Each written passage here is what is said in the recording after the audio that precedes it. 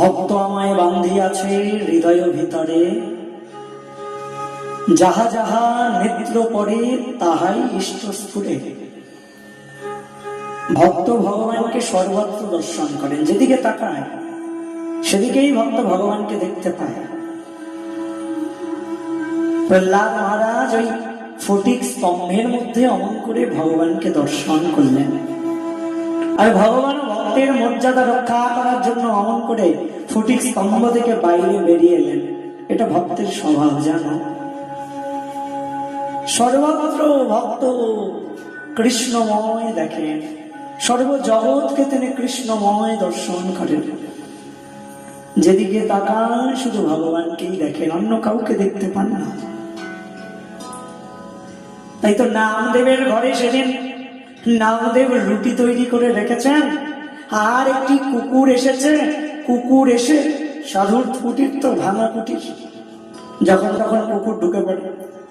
এবার কুকুর এসে কি করেছে, সেখান থেকে একটি রুটি নিয়ে ছুটে পালাতে লাগলো। যেই না কুকুরটি পালাতে লাগলো, এবার নামদেবজি দেখে নিয়েছেন। সাধারণ মানুষ হলে কি করতো, কুকুরকে লাঠি নিয়ে তাড়া করতো, কুকুরকে হয়তো কিছু ঢিল ছুঁড়ে মারতো বা গালমন্দ করতে থাকতো। কিন্তু নামদেব ওইসব কিছু করলেন না। নামদেব কি করেছেন জানো? নামদেব ঘিয়ের কৌটোটা হাতে নিয়ে কুকুরের পেছন পেছন ছুটছেন আর বলছেন, ও ঠাকুর, আর তুমি এই রূপে আমার কাছে এসেছো বুঝি? ও ঠাকুর, এই রূপে এসেছো, খুব ভালো কথা,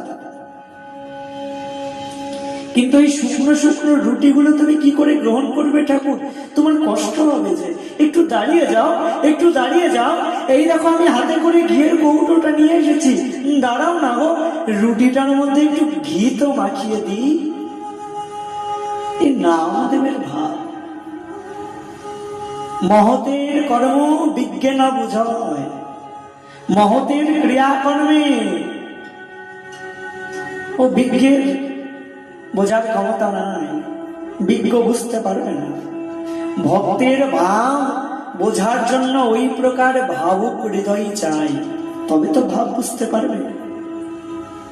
আর যদি তোমার হৃদয়ে ভাব না থাকে, তবে ভক্ত সঙ্গ করলেও ভক্তের হৃদয়ের ভাবটা তুমি বুঝতে পারবে না।